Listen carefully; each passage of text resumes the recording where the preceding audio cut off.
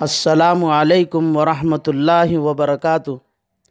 آپ کا استقبال ہے غوث شیخ ٹی وی یوٹیوب چینل میں۔ آپ حضرات کی خدمت میں ایک درخواست ہے کہ جو لوگ ابھی تک ہمارے اس چینل کو سبسکرائب نہیں کیے تو اسلامی معلومات، اصلاحی بیانات اور دینی مسائل کے جاننے کے لیے سب سے پہلے ہمارے اس چینل کو سبسکرائب کریں اور ثواب کی نیت سے دوسروں کو شیئر کرے اور ہماری ہمت افزائی کے لیے لائک اور کامنٹ ضرور کرے۔ قابل احترام معزز سامعین اور میری دینی و اسلامی ماں اور بہنوں، السلام علیکم ورحمۃ اللہ وبرکاتہ۔ پچھلے مذاکرے میں یہ بات آ چکی ہے کہ حضرت حسین رضی اللہ تعالی عنہ کے سر مبارک کے ساتھ ان کی عورتوں اور بچوں کو بھی ملک شام یزید کے پاس روانہ کیا گیا۔ جب یہ لوگ ملک شام پہنچے تو یزید کی مجلس میں سب سے پہلے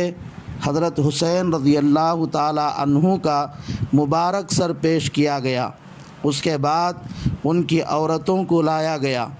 یزید نے ان عورتوں سے گفتگو کے بعد ان کو اپنے زنانہ خانے میں اپنی عورتوں کے پاس بھیجا، جہاں یزید کی عورتوں نے حضرت حسین رضی اللہ تعالی عنہ کی شہادت پر ماتم کیا اور ان عورتوں کو زیورات کا بیش بہا تحفہ پیش کیا۔ اس کے بعد یزید کی مجلس میں علی اصغر کو ہتھکڑیوں اور بیڑیوں میں جکڑ کر لایا گیا تو حضرت علی اصغر نے یزید سے کہا، رسول اللہ صلی اللہ علیہ وسلم اگر ہم کو اس طرح قید میں دیکھتے تو ہماری قید کھول دیتے۔ یزید نے کہا، بالکل سچ ہے، اور بیڑیاں اور ہتھکڑیاں کھول دینے کا حکم دیا۔ پھر علی اصغر نے کہا، اگر رسول اللہ صلی اللہ علیہ وسلم ہم کو اس طرح مجلس میں بیٹھا ہوا دیکھتے تو ہم کو اپنے قریب بلا لیتے۔ یزید نے ان کو اپنے قریب بلا کر بٹھا لیا اور کہا کہ علی، تمہارے ابو نے ہی مجھ سے قطع تعلق کیا اور میرا حق نہیں پہچانا اور میری سلطنت کے خلاف بغاوت کی ہے، اس لیے اللہ نے ان کے ساتھ یہ معاملہ کیا ہے۔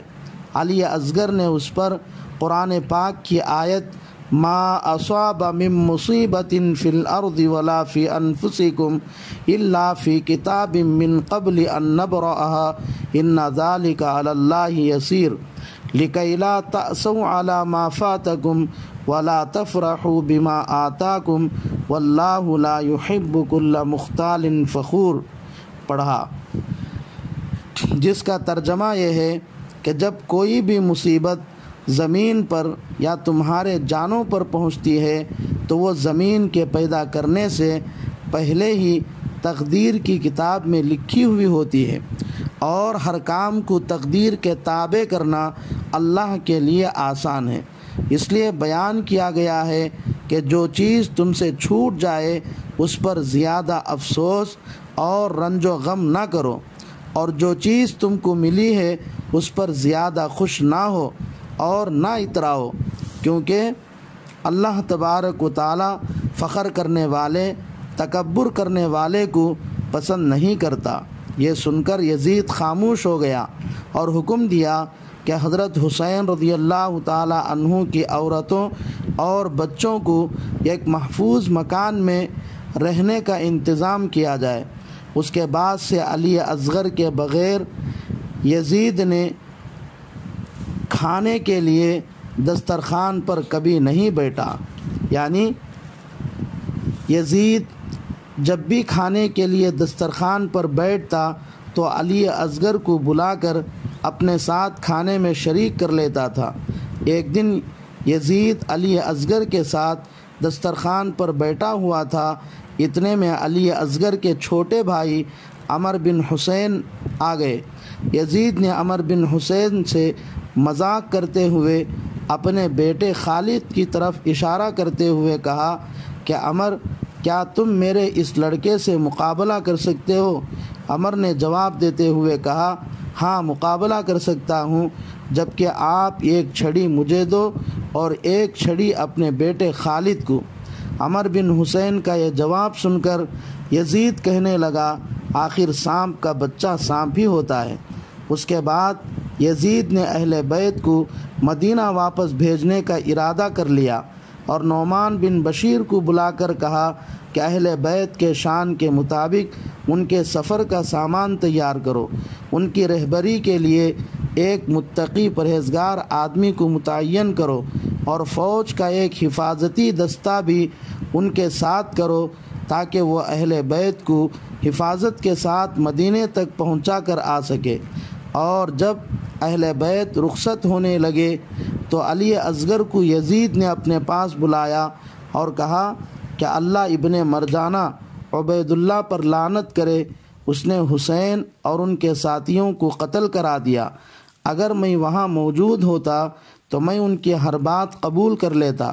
ان کی حفاظت میں اگر مجھے اپنی اولاد کو قربان کرنا پڑتا تو بھی میں قربان کر دیتا، لیکن ہر ممکن کوشش کر کے ان کی حفاظت کا سامان کرتا، لیکن جو مقدر میں تھا وہ تو ہو گیا۔ پھر کہنے لگا صاحبزادے میری ایک بات اچھی طرح یاد رکھنا، وہ یہ ہے کہ جب بھی تم کو کوئی ضرورت پیش آئے تو فوراً مجھے خط کے ذریعے اطلاع کرنا۔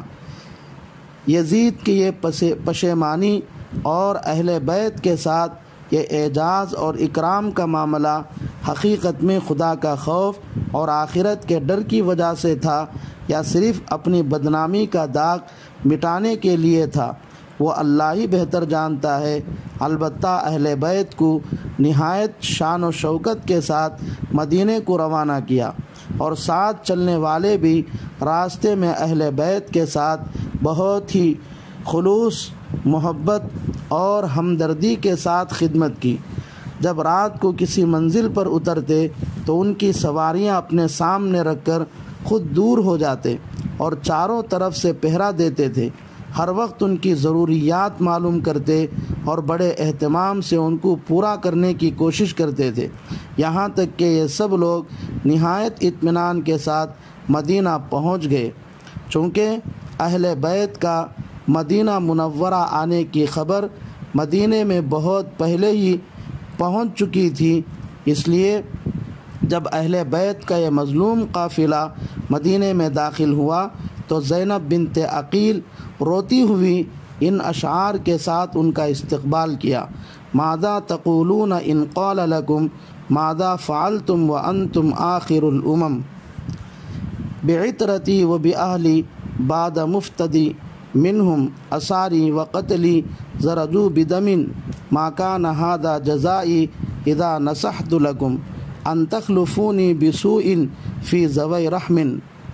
کل قیامت کے دن اگر نبی علیہ السلام تم سے پوچھ لے کہ تم نے میرے دنیا سے رخصت ہونے کے بعد میری اولاد اور میرے اہل بیت کے ساتھ کیا سلوک کیا، حالانکہ تم تو آخری امت تھے، تم نے کس کو قتل کیا اور کس کو قیدی بنایا اور کس کو خون سے نہلایا، تم نے مجھے میرے بھلائیوں کا کیا ہی اچھا بدلہ دیا ہے،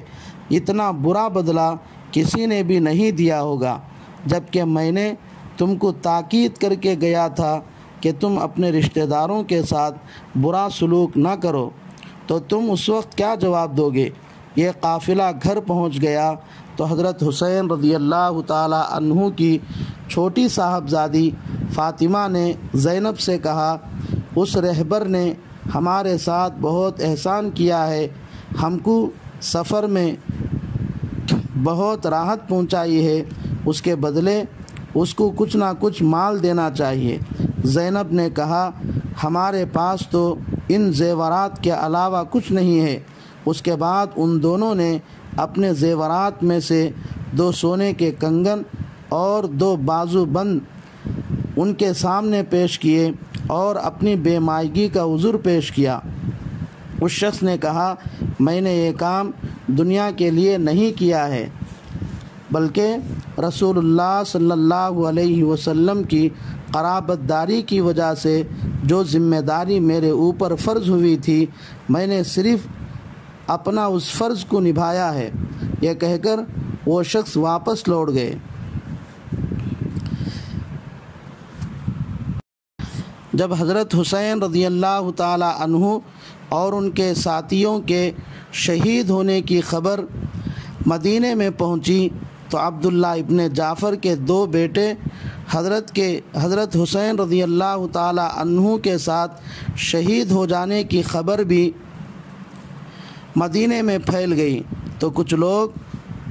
عبداللہ ابن جعفر کے پاس تعزیت کے لیے آئے۔ ان میں سے ایک آدمی کی زبان پر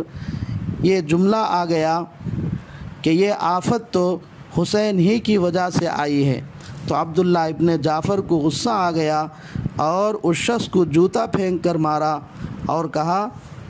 کہ تو میرے بیٹوں کی شہادت کو آفت اور مصیبت کہتا ہے، یہ تو خوش نصیبی ہے، اگر میں حسین کے ساتھ ہوتا تو میں بھی ان کے ساتھ شہید ہو جاتا، قسم بخدا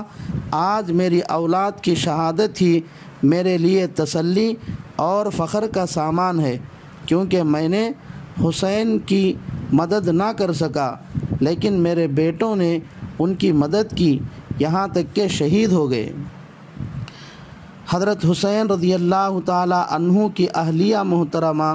رباب بنت امرؤ القیس بھی اس قافلے کے ساتھ مدینہ پہنچ گئی تھی۔ وہ باقی عمر اس طرح گزار دی کہ کبھی بھی مکان کے سائے میں نہیں رہتی تھی۔ اگر ان سے کہا جاتا کہ دوسری شادی کر لو تو کہتی میں رسول اللہ صلی اللہ علیہ وسلم کے بعد اب کسی کو اپنا خسر بنانا نہیں چاہتی ہوں۔